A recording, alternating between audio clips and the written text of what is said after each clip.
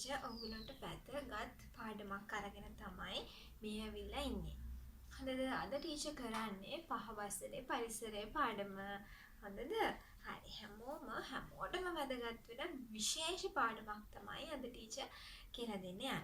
ඔව් බෝඩ් එක බලන්නකෝ. බෝඩ් එක බැලුවහම මොකද්ද පේන්නේ? ඔව් අපේ ආහාර. හරි එහෙනම් ටීචර්ද කරන්නේ? ඔව් ටීචර්ද කරන්නේ අපේ ආහාර කියන පාඩම එහෙනම්. හොඳද? හැමෝම එහෙනම් හොඳට අහගෙන ඉන්නවා ටීචර් මොකද්ද මේ කියන්නේ කියලා.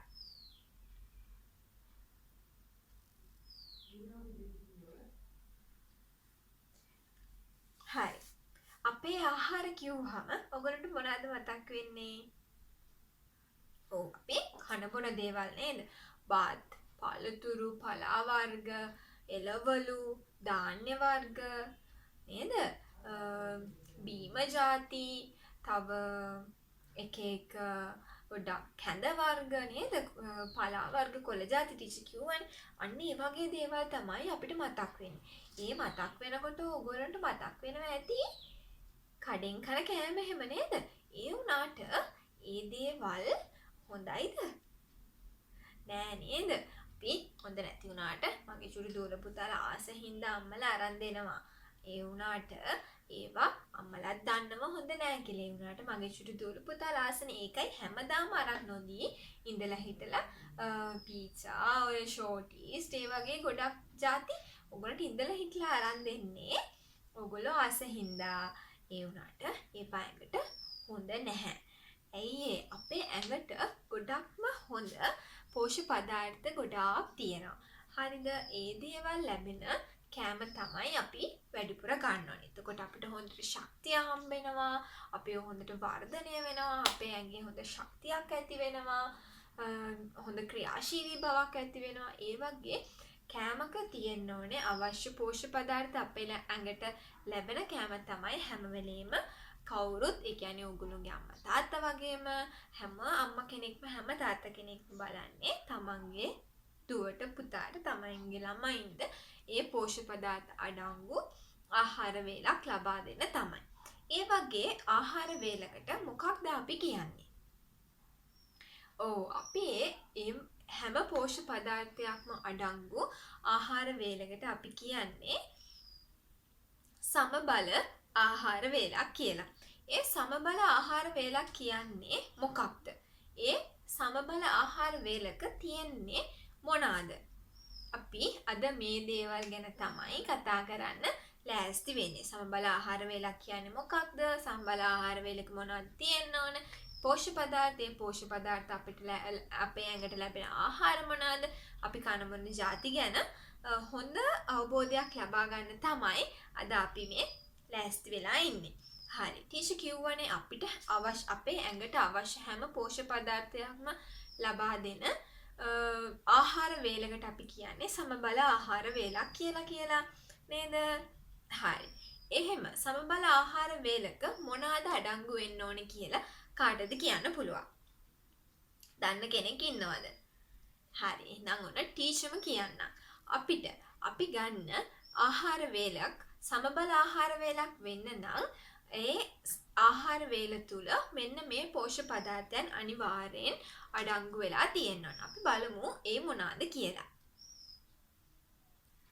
ඒවා තමයි කාබෝහයිඩ්‍රේට්, ප්‍රෝටීන්, මේදය, විටමින්, khනිජ ලවණ සහ ජලය. මෙන්න මේ කියන පෝෂණ කොටස් සේරම අපේ ආහාර වේලක් තුල තිබුණොත් තමයි ඒක සමබල ආහාර වේලක් කියලා අපි හඳුන්වන්නේ.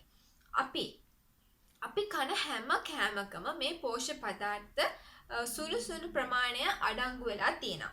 නමුත් අපි ඒව සලකන්නේ විශාල ප්‍රමාණයක් පෝෂණ කොටස් අඩංගු වෙලා තියෙනවා නම් ඒ ආහාරය අඩංගු වෙන්නේ අපි හිතමු කාබෝහයිඩ්‍රේට් වලට කියලා.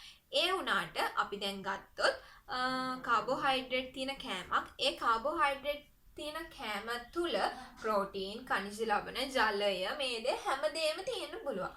නමුත් වැඩි ප්‍රමාණයක් අපේ ඇඟට හම්බෙන කාබෝහයිඩ්‍රේට්. අන්න ඒ නිසා තමයි අපි කාබෝහයිඩ්‍රේට් කියලා වෙනමම වෙන් කරලා තියෙන්නේ.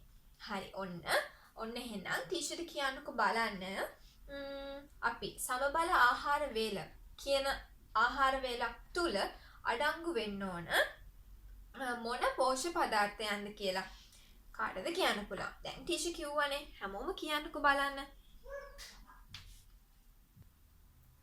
මෙන්න මේ දේවල් අඩංගු වෙන්න ඕනේ කියලා ටීචර් කිව්වනේ. අපි බලමු මොනවාද ඒ කියලා. ටීචර් බෝඩ් එකේ ලියනවා. ඔයගොල්ලෝ හොඳට බලා ගන්න. හරි. පළවෙනි එක කාබෝහයිඩ්‍රේට්.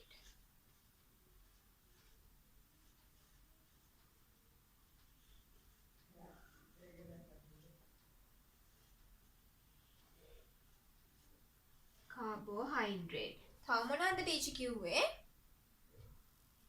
විටමින්.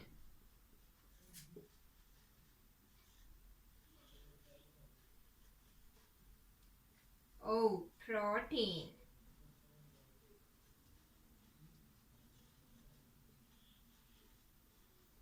ඊළඟට මේදය.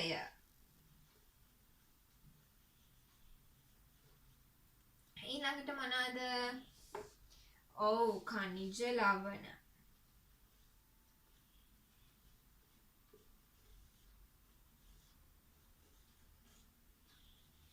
තව මොනවාද? ජලය. ඊටම හරි. ජලය.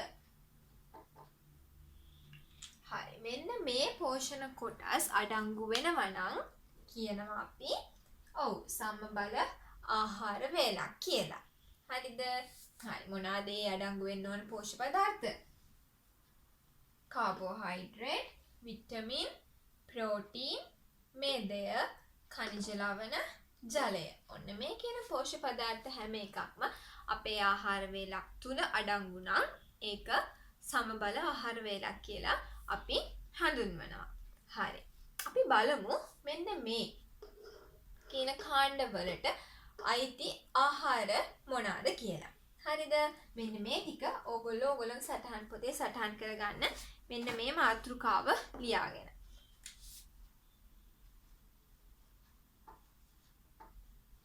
සමබල ආහාර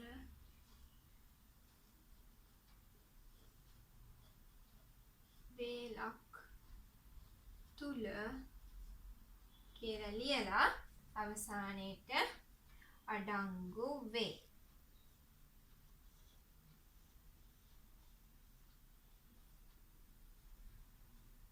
හරි. මෙන්න මේ සටහන ඔයගොල්ලෝ හැමෝම මගේ සුදුවල පුතාලා හැමෝම මේ ඔයගොල්ලෝගේ අභ්‍යාස පොතේ සටහන් කරගන්න ඕනේ. අපේ ආහාර කියලා ලියලා සමබල ආහාර වේලක් තුල කාබෝහයිඩ්‍රේට්, විටමින්, ප්‍රෝටීන්, මේදය, ඛනිජ ලවණ, ජලය අඩංගු වේ කියලා ලියා ගන්න ඕනේ. හරිද? හරි. අපි දැන් බලමු මේ ಜಾතිවල මේ පෝෂක කාණ්ඩ තුල මොන ආහාර තුලද මේ පෝෂ්‍ය පදාර්ථ අඩංගු වෙලා තියෙන්නේ කියලා බලමු. හරිද? හැමෝම ඒකට ලෑස්ති වෙන්න ඕන. ටීචර් ඕගොල්ලන්ට අරගෙන ආවා පින්තූර. ඒ පින්තූර වල අඩංගු වෙන්නේ මෙන්න මේ පෝෂ්‍ය පදාර්ථ වලට මේ පෝෂ්‍ය පදාර්ථ අපේ ශරීරයට ලැබෙන ආහාර. හරි. අපි මුලින්ම බලමු කාබෝහයිඩ්‍රේට්. හරිද? කාබෝහයිඩ්‍රේට් අපේ ඇඟට ලැබෙන්නේ මොනවාගෙන්ද? ධාන්‍ය වලින්.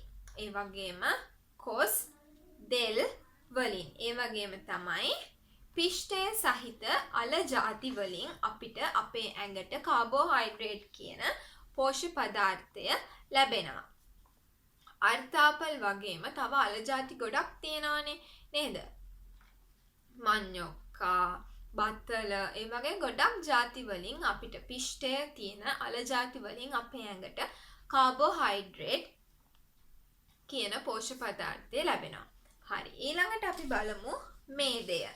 මේදය කියන පෝෂ්‍ය පදාර්ථය අපිට අපේ ඇඟට ලැබෙන්නේ මාළු, මස්, රටකජු, තෙල්, ඒ වගේම තමයි මාගරින්, බටර්.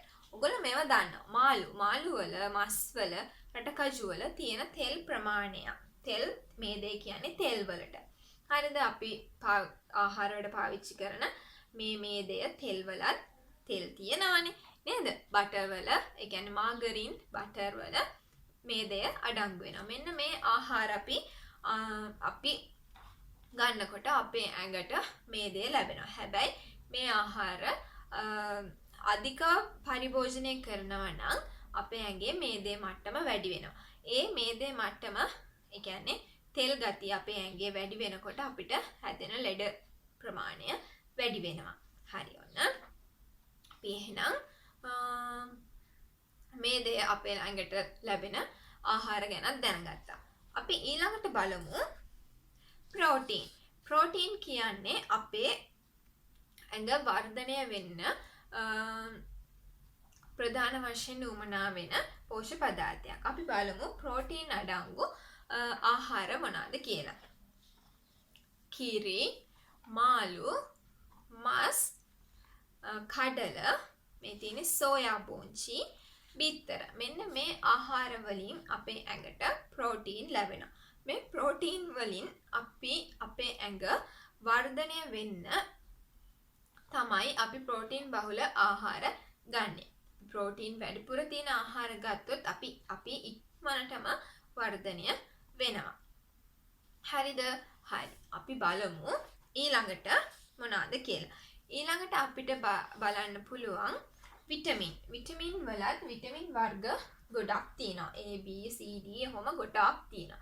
ඒ වගේම අද අපි බලන්නේ විටමින් A බහුල ආහාර. විටමින් A බහුල ආහාරවල ප්‍රධාන තැනක් ගන්නේ තද කොළ පැහැති කොළ වර්ග.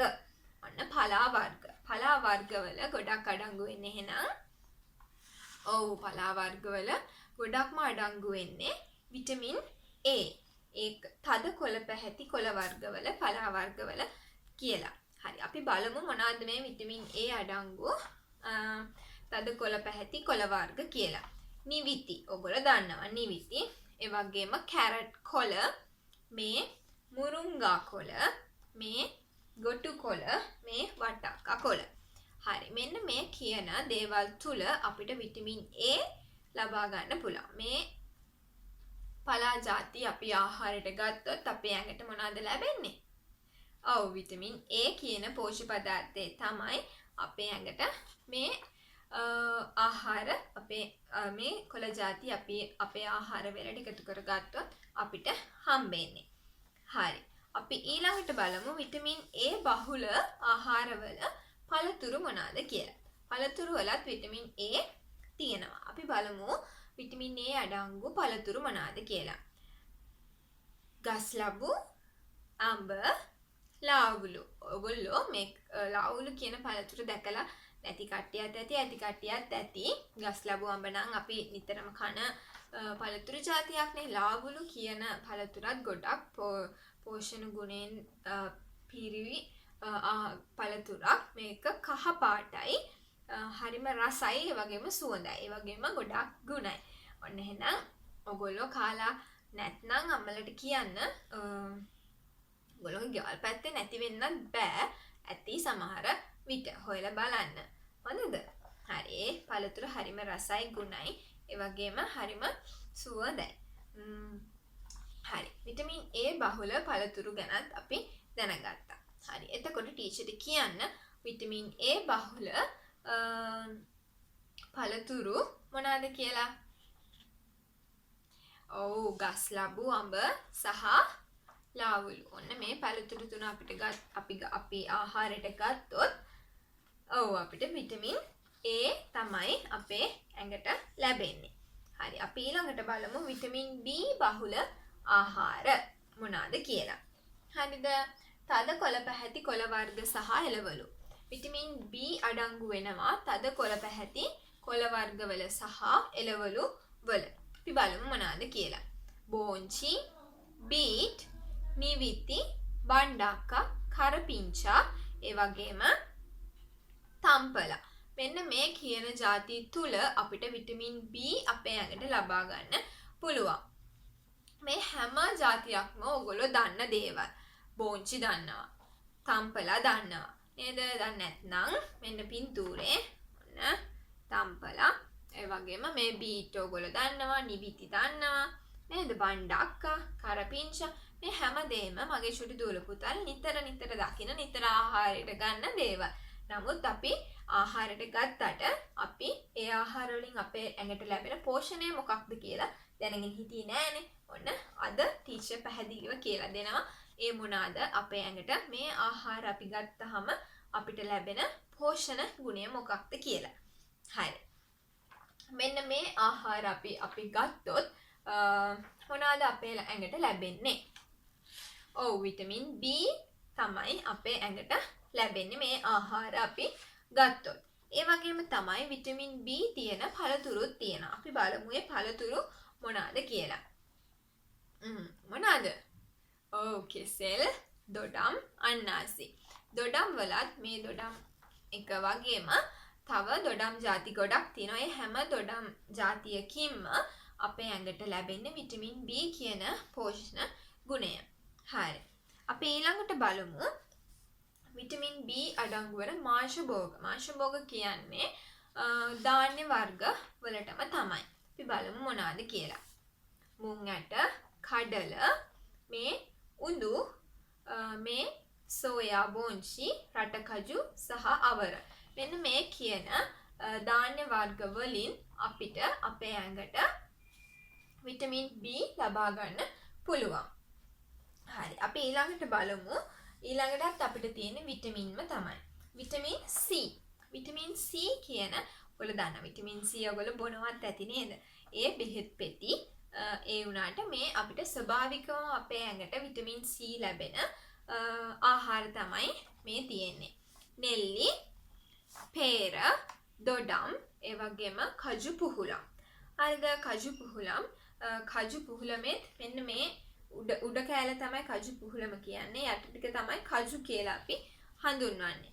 නේද? මෙන්න මේ දේවල් අපි පළතුරු මෙන්න මේ දේවල් අපි ආහාරයට ගත්තොත් අපේ ඇඟට විටමින් C කියන පෝෂ්‍ය පදාර්ථය ලබා ගන්න පුළුවන්. ස්වභාවිකවම. ඒ වුණාට බෙහෙත් පෙතිවලිනුත් තියෙනවා. ඒ වුණාට ස්වභාවිකවම අපේ ඇඟට ලැබෙන පෝෂණය ලබා ගන්න මෙන්න මේ දේවල් අපිට දායක වෙනවා. හරි. අපිට බලමු විටමින් D. ටීචර් කිව්වනේ A B C D ගොඩක් ಜಾති තියෙනවා කියලා නේද? ඊළඟට අපි බලන්නේ විටමින් D. විටමින් D අපේ ඇඟට ලැබෙන්නේ කිරි, බිත්තර කියන ಜಾති දෙකෙන් වගේම මාළු තෙල් කියන වර්ගයෙන්ුත් අපිට අපේ ඇඟට විටමින් D කියන පෝෂ්‍ය පදාර්ථය ලබා ගන්න පුළුවන්. හරි. ඒ වගේම තමයි අපිට යකඩ කියන්නේ අපේ ඇඟට ශක්තිය වඩවන ඒ වගේම අපේ ඇඟේ රුධිර මට්ටම ඉහළ නංවන පෝෂ්‍ය පදාර්ථයක් තමයි යකඩ කියන්නේ. යකඩ බහුල ආහාර තමයි අපි දැන් ඊළඟට අවධානය යොමු කරන්නේ. අපි බලමු තද කොළ පැහැති එළවලු වර්ග හා පලා වර්ග ඒ වගේම මාළු මස් මේ දේවල් වල අපිට යකඩ ලබා ගන්න පුළුවන්. අපි බලමු මේ මොනවාද කියලා. සාරණ, ගොටු කොළ, කිරි යගුණ, මුරුංගා කොළ, මුකුණු වැන්න සහ මාළු මස්.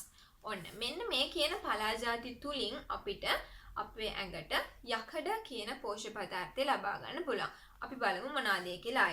සාරණ, කිරි යගුණ, මුකුණු වැන්න, මුරුංගා කොළ, ගොටු කොළ. මෙන්න මේ කියන පලා ಜಾති තුලින් මේ කියන කොළ වර්ග වලින් අපේ ඇඟට යකඩ ලැබෙනවා. ඒ වගේම තමයි මාළු සහ මස් කියන ಜಾති දෙකනුත් අපේ ඇඟට යකඩ කියන පෝෂ්‍ය පදාර්ථය ලබා ගන්න පුළුවන්.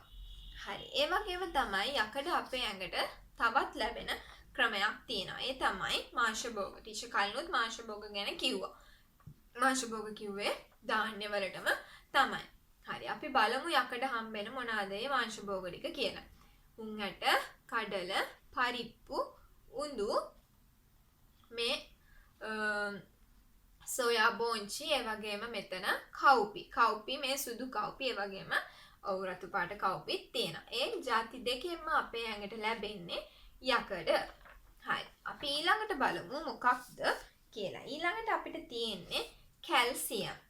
කැල්සියම් අපේ ඇඟට අපේ මේ අස්ති ශක්තිමත් වෙන්න වගේ දේවල් වලට කැල්සියම් අපේ ඇඟට ඕමනා වෙනවා. අපි බලමු කැල්සියම් බහුල ආහාර මොනවාද කියලා. කතුරු මුරුංගා, කරපිංචා, කඩල, සෝයා බෝංචි, කව්පි, නෙළුම් මල, මාළු, මස්, ටින් මාළු, හාල් මැස්සෝ, ඒ වගේම කූනිස්සෝ. ඔයගොල්ලෝ මේ හැම දෙයක්ම දන්නව නේද? නමුත් අපි දැනගෙන හිටියට ටීචර් කලිනුත් කිව්වා අපි මේ දේවල් දැනන් හිටියට අපි ආහාරයට ගන්න දේවල් දැනන් හිටියට ඒ ආහාරයෙන් අපේ ඇඟට ලැබෙන පෝෂණය මොකක්ද කියලා අපි පැහැදිලිව දැනගෙන හිටියේ නෑනේ. ඔන්න අද ඉඳන් මගේ ශුද්ධ පුතාලා හැමෝම දන්නවා. කැල්සියම් ලැබෙන්නේ මොන ආහාර වලින්ද? අපිට යකඩ හම්බෙන්නේ මොනවාගෙන්ද? ඒ වගේම කාබෝහයිඩ්‍රේට් බහුලව තියෙන ආහාර මොනවාද? Vitamin A, B, C, D ලැබෙන ආහාර මොනවාද? එහෙම නේද?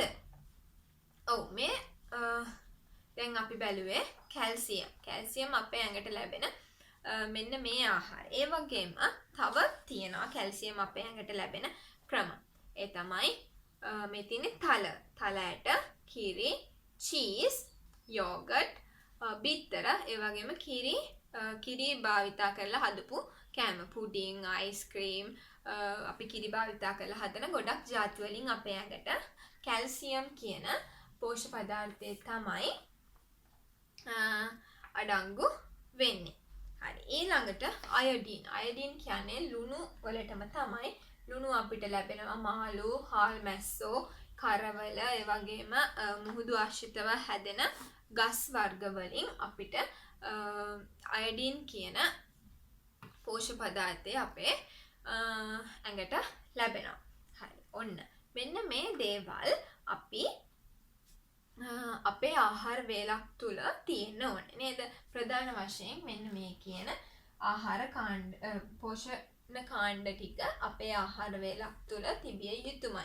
ඒ වගේම දැන් අපි කතා කරා ගොඩක් පෝෂ්‍ය පදාර්ථයන් වලට අදාළ ආහාර මොනවාද කියලා අඳුරගත්තා. හරි. අපි ඊළඟට බලමු. හරි. අපි දැන් මේ කතා කරපු පෝෂ්‍ය පදාර්ථ සහ ඒ අඩංගු ආහාර අපි අපේ පොතේ සටහන් කරගමු. හරිද? මුලින්ම අපි බලමු කාබෝහයිඩ්‍රේට්. ටීචර් ලියන්නම් ඔයගොල්ලෝ ඒක ඔයගොල්ලෝගේ සටහන් පොතේ සටහන් කරගන්න ඕනේ. හොඳද? හරි. අපි බලමු මොනවාද කියලා.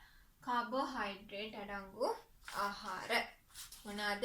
ටීචර් කලින් කිව්වා නේද මොනවාද?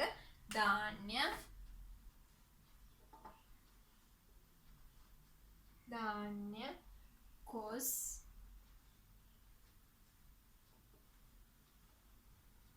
දෙල්, පිෂ්ඨය සහිත අල වර්ග.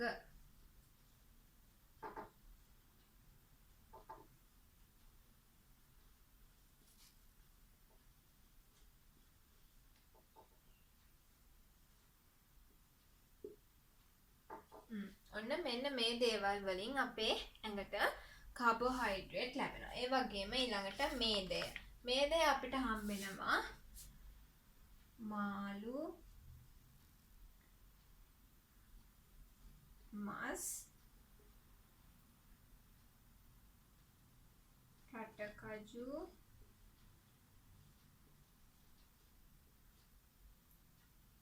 මාගරින්,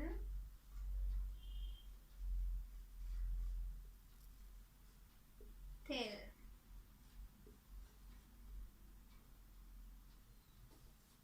ඔන්න මෙන්න මේ දේවල් වලින් අපේ ඇඟට හම්බෙනවා මේදය. ඒ වගේම අපි බලමු ඊළඟට ප්‍රෝටීන්. ප්‍රෝටීන් වලට මොනවාද ඕනේ කියලා අපි බලමු. ඔන්න මෙන්න මේ ಜಾති වලින් අපිට ප්‍රෝටීන් ලැබෙනවා. මස්,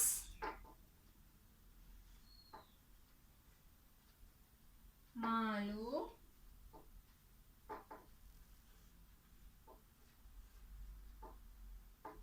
බිත්තර,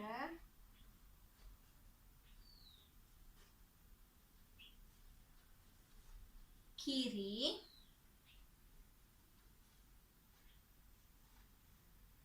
සෝයා බෝංචි,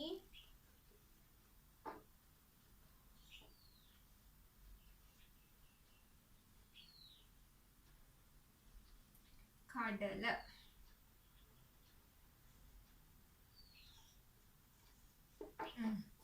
ඔන්න මෙන්න මේ දේවල් වලින් අපිට ප්‍රෝටීන් ලැබෙනවා. ඕගොල්ලෝ මගේ ශුද්ධෝල පුතාලා මේවා මේ විදිහට කරුණු විදිහට හරි වගුවක් විදිහට හරි මේවා පොතේ සටහන් කරගන්න ඕනේ. හොඳද? අපි ළඟට බලමු විටමින් A. තද කොළ පැහැති කොළ වර්ග මොනවාද කියලා. නිවිති,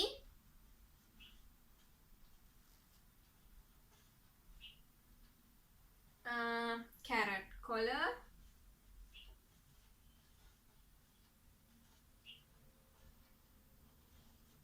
මුරුංගා කොළ,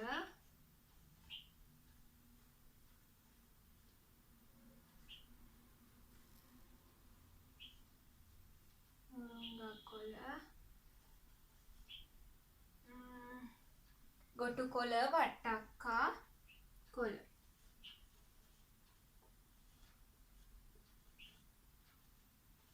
ගොටු කොළ,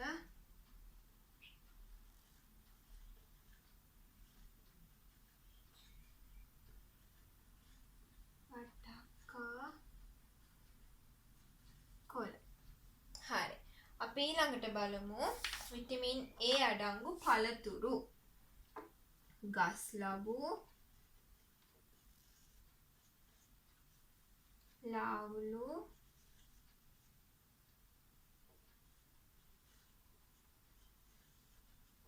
අඹ.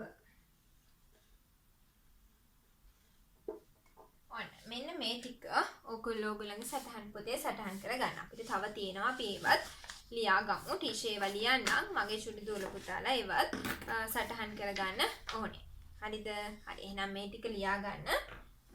ටීචර් මේක ඉරේස් කරනවා. ඔයගොල්ලන්ට මේක පස්සේ බලන්නත් පුරානේ. හින්දා මේ ටික සටහන් කරගන්න පොතේ. හරි. අපි ඊළඟට බලමු විටමින් B තියෙන කොළ වර්ග සහ එළවලු. බෝංචි, බීට්, නිවිති, තම්පලා, කරපිංචා, බණ්ඩක්කා. ඔන්න මගේ චුටි දූල පුතාලා මේ පොතේ ලියා ගන්න ඕන. හොඳද? නැත්නම් අපිට මේ මතක හිටින්නේ නැහැ නේද? හරි. ඊළඟට විටමින් B තියෙන පළතුරු. කෙසෙල්, දොඩම් වර්ග, අන්නාසි. ඊළඟට මාංශ භෝග. ඒ කියන්නේ විටමින් B තියෙන ඒවා. මුං ඇට, කඩල, උඳු, අවර, රටකජු සහ සෝයා බෝංචි. හරි. ඔන්න විටමින් B. ඊළඟට විටමින් C තියෙන පළතුරු නෙල්ලි, පේර, දොඩම්, කජු පුහුලා. හරි. ඊළඟට විටමින් D.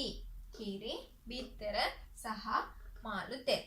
ඔන්න මෙන්න මේ දේවල් වලින් අපිට විටමින් B, විටමින් C සහ විටමින් D කියන පෝෂක පදාර්ථයන් ටික අපේ ශරීරයට ලබා ගන්න පුළුවන්. අපි බලමු ඊළඟ ටිකත් මේ විදිහටම. හරි. ඊළඟට යකඩ. ඔන්න යකඩ අපිට ගොඩක් වැදගත් කියලා ටීචර් කලිනුත් කිව්වානේ. අපේ ඇඟට ශක්තිය ලැබෙන, ඒ වගේම අපේ ඇඟේ තියෙන රුධිරයේ මට්ටම ඉහළ යන්න නේද? ඒ වගේ ගොඩක් දේවල් වලට අපිට යකඩ කියන පෝෂක පදාර්ථය ඕන වෙනවා. යකඩ තියෙන කැම ಜಾති තමයි මේ ටීචර් සඳහන් කරලා තියෙන්නේ. එළවලු හා පලා වර්ග, ඒ වගේම මාළු මස් වලත් යකඩ තියෙනවා. අපි බලමු එළවලු හා පලා වර්ග මොනවද කියලා. සාරණ, ගොටු කොළ, කිරි අගුණ, මුරුංගා කොළ, මුකුණු වැන්න, මාළු සහ මස්. ඔන්න මෙන්න මේ දේවල් වලින් අපිට විටමින් සමායන අපිට යකඩ කියන පෝෂක පදාර්ථය අපේ ඇඟට ලබා ගන්න පුළුවන්. ඒ වගේම මාංශ භෝග, ඒ කියන්නේ ධාන්‍ය වර්ග වලත් තියෙනවා. මුං ඇට, උඳු, සෝයා බෝංචි, කඩල, පරිප්පු සහ කව්පි. ඔන්න මේ ධාන්‍ය වර්ගවල අපිට යකඩ කියන පෝෂක පදාර්ථය අපේ ඇඟට ලබා ගන්න පුළුවන්. අපි මේ ධාන්‍ය වර්ග මම දන්නවා මගේ චුටි දුරු පුතාලා හරි ආසයි නේද? ධාන්‍ය කන්න නේද? ඔන්න කම්මැලි වෙන්නේ නැතුව අපි ධාන්‍ය වර්ග ගොඩක් කෑවොත් අපේ ඇඟට හොඳට ශක්තිය ලැබෙනවා. ඒ වගේම අපේ ඇඟේ රුධිරයේ මට්ටමත් වැඩි කරගන්න පුළුවන්. කම්මැලි නැතුව හැබැයි කන්න ඕනේ. හරිද? මෙන්න මේ ධාන්‍ය වර්ග අපි ආහාරයට ගත්තොත් අපේ ඇඟේ අපිට හොඳ ශක්තියක් ලබා ගන්න පුළුවන්. හරි. අපි ඊළඟට බලමු තව පෝෂක පදාර්ථ කොටස් දෙකක් ඉතුරුයි. අපි මේ දෙකත් බලමු මොනවාද කියලා. ඔන්න අපි ඊළඟට ලියන්න යන්නේ කැල්සියම් තියෙන කැම ಜಾති ගැන. ටීචර්ට කියන්න කැල්සියම් තියෙන කැම ಜಾති ටීචර් මොනවාද කිව්වේ කියලා. මොන අදහසක් ගන්න ටීචර් පෙන්නන්න. ඒවා ටීචර්ට කියන්න ඕනේ. මොනවාද? ඔව් කතුරු මුරුංගා, කරපිංචා, කඩල. හරි. අපි මේවා බෝඩ් එකේ ලියමු. ඔයගොල්ලන්ට හොඳට මතක හිටිනවා. ඔයගොල්ලෝ අභ්‍යාස පොතේ ලියාගත්තාම ඒක නිසා ටීචර් මේ බෝඩ් එකේ දින හැම දෙයක්ම ඔයගොල්ලෝගේ අභ්‍යාස පොතේ සටහන් කරගන්න ඕනේ. හරි. අපි දැන් ලියමු කැල්සියම් අඩංගු ආහාර මොනවාද කියලා.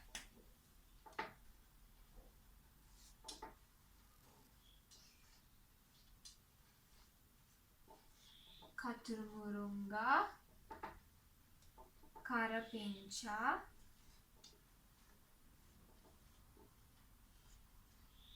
කඩල, නෙළුම් අල,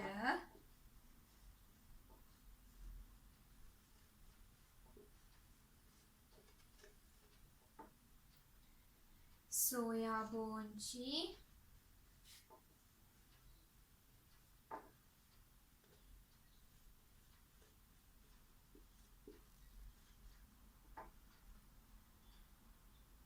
කව්පි,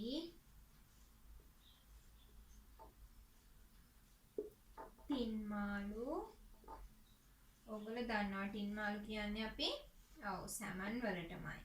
මාළු, හාල් මැස්සන්,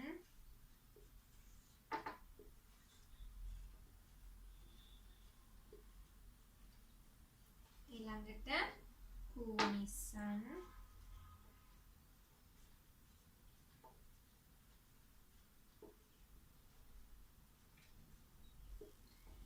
හරි. ඔන්න මෙන්න මේ දේවල් අඩංගු වෙනවා. ඒ වගේම තව තියෙනවා. තව අපිට ලියන්න පුළුවන් කිරි, බිත්තර,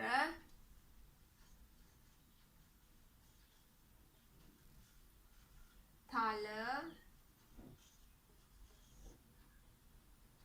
චීස්, යෝගට් සහ පුඩින් වර්ග.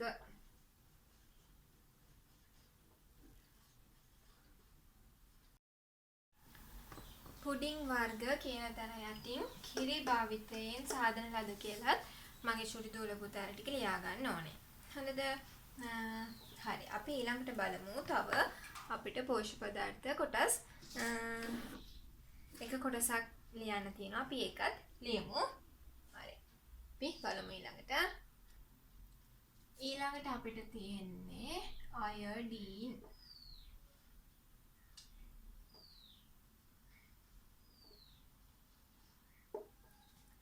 ඒකෙදි අපිට සටහන් කරන්න පුළුවන් හාල් මැස්සන්,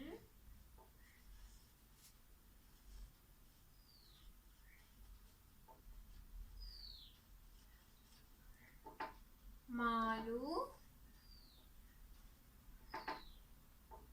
කරවල, මුහුදු ආශ්‍රිත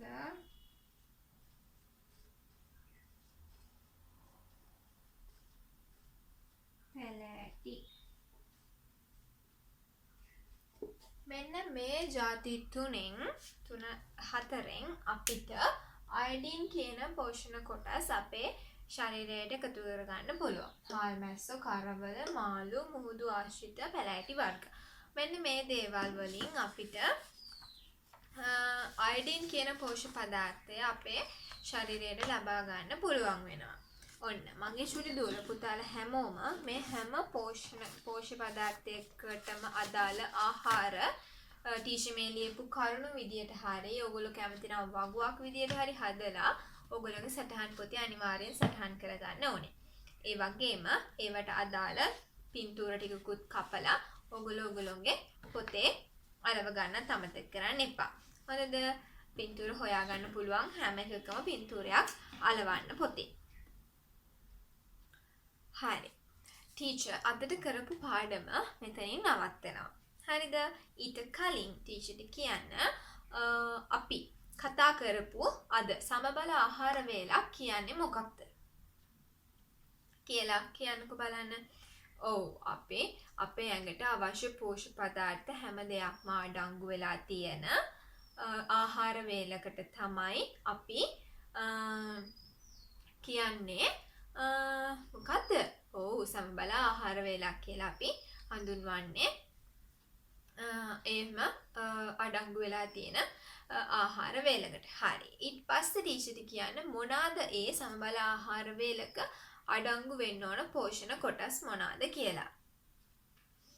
ඔව් කාබෝහයිඩ්‍රේට්, විටමින්, මේදය, ප්‍රෝටීන්, khනිජ ලවණ, ජලය. මෙන්න මේ කොටස් ටික අපේ ආහාර වේලකට ඇතුළත් වෙන්න ඕනේ. හරි. ඊට පස්සේ ටීචර් තව පොඩි දෙයක් ඔයගොල්ලන්ට කියලා දෙනවා. දැන් අපි මේ කතා කරපු පෝෂණ කොටස් අපිට අපේ ශරීරයට අවශ්‍ය වෙන විදිහට කොටස් 3කට බෙදන්න පුළුවන්. අපි බලමු ඒ මොනවාද කියලා. ඒ තමයි ශක්ති ජනක ආහාර,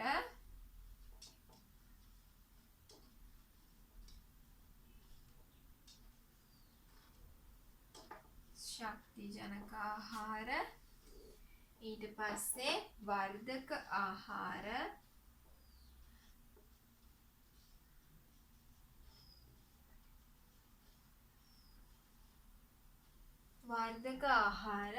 ඊට පස්සේ ආරක්ෂක ආහාර.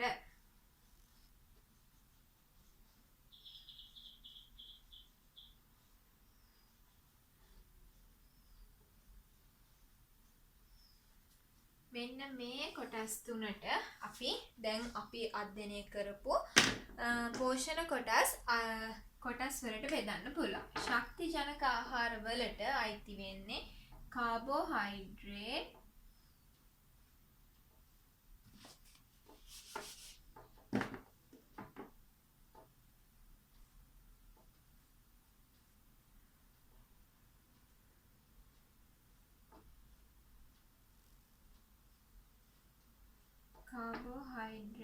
හා මේදය සහිත ආහාර.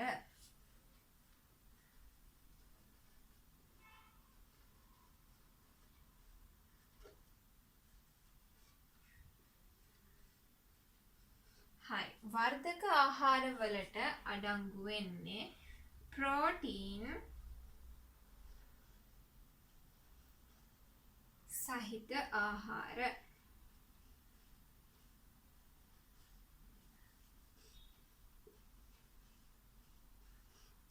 ඊට පස්සේ ආරක්ෂක ආහාර වලට විටමින් හා khනිජ ලවණ සහිත ආහාර.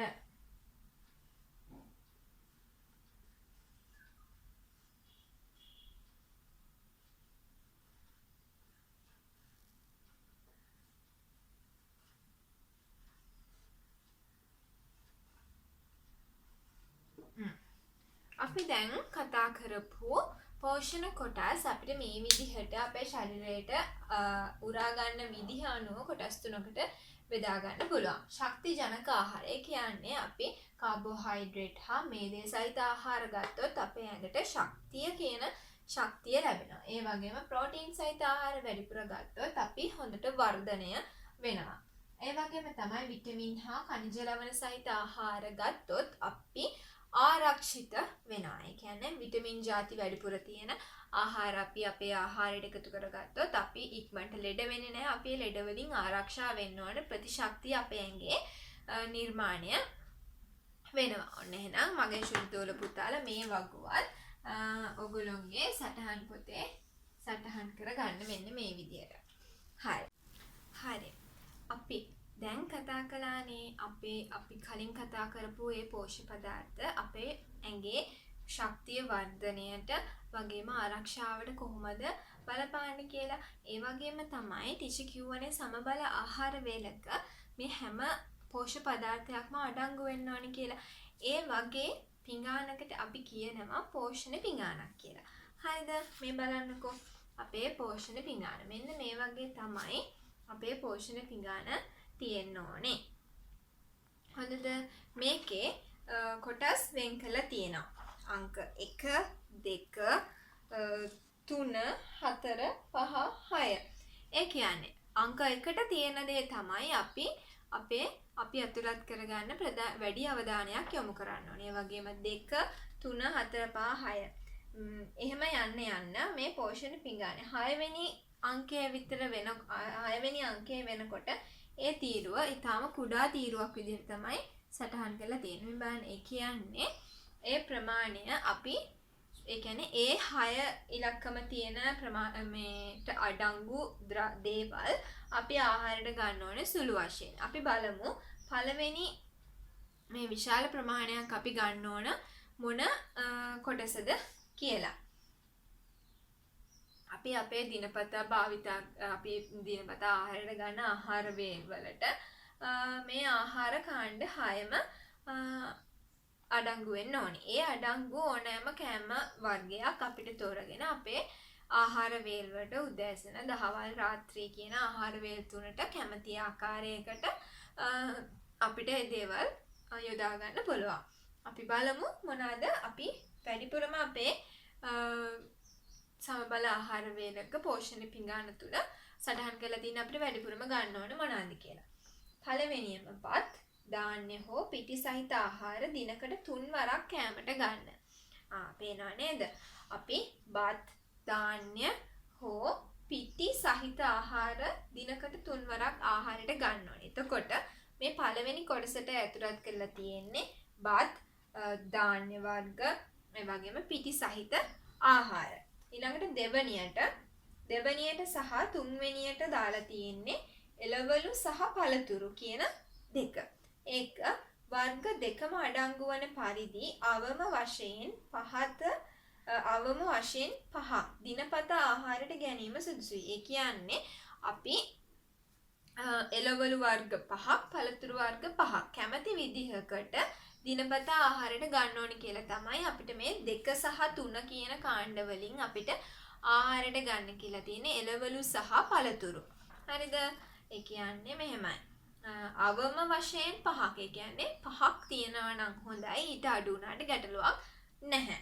ඒ වගේම 4 වෙනි කොටසෙන් අපිට පෙන්වලා දීලා තියෙන්නේ මාළු, බිත්තර, හාල් මැස්සෝ, කරවල, මස්, පියලි සහිත ඇට වර්ග වලින් එක් වර්ගයක් හෝ කිහිපයක් දිනපතා ආහාරයට ගන්න. අපිට 4ෙන් කියලා තියෙන්නේ මාළු, මස්, බිත්තර, හාල් මැස්සෝ, පියලි සහිත ඇට. ඒ කියන්නේ කඩල, මුං ඇට ඒ වගේ ඇට జాතියක් හෝ ඇට වර්ගයක් හරි වර්ග කිහිපයක් හරි දිනපතා ආහාරයට ගන්න ඕනි කියලා තමයි කියන්නේ. ඒ වගේම තමයි 5 වෙනි තීරුව. මේ තියෙන නිල් පාටට 5 වෙනි තීරුවේ සටහන් කරලා තියෙන්නේ කිරි හෝ කිරි ආහාර දිනපතා පරිභෝජනයට ගන්න. කිරි අපි කිරි ආහාර හරි දිනපතා පරිභෝජනයට ගන්න ඕනි කියලා තමයි කියන්නේ. අපි අපේ ආහාරයෙන් පස්සේ හරි ඊට කලින් හරි අමතර වේලකට හරි අපි දිනපතා කිරි නිෂ්පාදන හරි භාවිතා කරන්න ඕනි කියලා තමයි කියන්නේ. ඒ වගේම තමයි 6 වෙනි තීරුව. රිෂි කියවනේ 6 වෙනි තීරුවේ චුට්ට ඇදලා තියෙන. ඒ කියන්නේ අපි අඩුවම භාවිතා කරන්න ඕනේ අපේ පෝෂණ පිඟානේදී. අපි අපේ ආහාර වේලේදී අඩුවම භාවිතා කරන මේ අංග 6ට අදාළ දේවල්. ඒ දේවල් තමයි හිතකර මේද අඩංගු මාළු, තල, කජු, රට කජු, කොට්ටම්, අලිගැට පෙර ආදී ආහාරයට එකතු කර ගන්න. හරිද? දැන් පේනව නේද? අපි අඩුවෙන්ම ගන්න ඕනේ මේ දේ අඩංගු ඒවා. ඒ කියන්නේ මේ දේ ගොඩක් තියෙන මාළු වර්ග, කජු, රට කජු, අලිගැට පෙර. ඒ කියන්නේ ඒ වගේ දේවල් වල මේ දේ වැඩිපුර තියෙනවා. ඒ කියන්නේ මේ දේ තෙල් කියන දේ තමයි අපි අපේ ආහාර වේල් වලදී අඩුවෙන්ම පරිභෝජනයට ගන්න ඕන. අඩුවෙන්ම භාවිතා කරන්න ඕනේ අපි මේ දේ කියන පෝෂ්‍ය පදාර්ථය. හරි තේරුණා නේද? ඔන්න මෙන්න මේ විදිහට තමයි අපි අපේ සමබල ආහාර වේලක් සකස් කරගන්න ඕනේ. වැඩියෙන්ම බත්, ධාන්‍ය හෝ පිටි සහිත ආහාර. ඊට පස්සේ එළවලු, පළතුරු ಜಾති 5ක් හරි. ඊට පස්සේ මාළු බිත්තර හාල් මැස්සෝ ඒ වගේ දේවල්. ඊට පස්සේ අංක 5ට අමතර බේර් වලට හරි කිරි හෝ කිරි ආහාර ඕනෑම දෙයක්. ඊට පස්සේ අපි අඩුවෙන්ම දිනපතා පාවිච්චි කරන්න ඕන. ඒ කියන්නේ දිනපතා අපි ආහාර වේලට අඩු වශයෙන්ම අවධානය යොමු කරලා ආහාරයට ගන්න ඕන තෙල් සහිත ආහාර. මේ දේ සහිත මාළු, තල, කජු, රට කජු ඒ වගේ දේවල් තමයි අපි ගන්න ඕනේ අපේ ආහාර වේලට. මෙන්න මේකට තමයි අපි පෝෂණ පිඟාන කියලා හඳුන්වන්නේ. හරිද? හරි. හරි. ඒ වගේම තමයි අපි දැන් අපි අර කියපු පෝෂණ කොටස් වලට අදාළ පින්තූර ටික අලවන්න කිව්වනේ. ඊට අමතරව ඒකත් කරන්න. ඒක කරලා මේ පෝෂණ පිඟාන ඕගොල්ලෝ පොතේ අඳින්න ඕනේ. හරිද? පොතේ ඇඳලා මේ හැම දෙයක්ම ඕගොල්ලෝ කැමති විදිහට පිඟාන වගේ රවුමක් ඇඳලා ඒක කොටස් 6කට බෙදලා මේ අඩංගු වෙන්න ඕනි දේවල් අඩංගු කරලා ටීචර්ට ඒ පෝෂණ පිඟාන හදලා ටීචර්ට පින්තූරයක් එවන්න ඕනේ. හරිද? දැන් ටීචර් කියලා දුන්නානේ අපිට වැඩියෙන්ම අඩුවෙන්ම ඒ වගේ විදිහට පාවිච්චි කරන්න ඕනේ මොනවාද කියලා. ඒ හැම එකකම එක්ක ඕගොල්ලෝ පෝෂණ පිඟාන ඇඳලා ඒකට අදාළ කැම ಜಾති කපලා අලවන්න පුළුවන්. නැත්නම් අතින් අඳින්න පුළුවන්. හරිද? කොහොම හරි ඕගොල්ලෝ කැමති විදිහකට කරලා ටීචර්ට එවන්න ඕනේ බලන්න. හරිද? එහෙනම් හරි. එහෙනම් ටීචර් අදට පාඩම නවත්තනවා. හැමෝම ටීචර් කියපු වැඩ ටික කරලා ටීචර්ට එවන්න. හැමෝටම පිරුවන් සරණයි. පරිස්සමින් ගෙදරට වෙලා ඉන්න ඕනේ.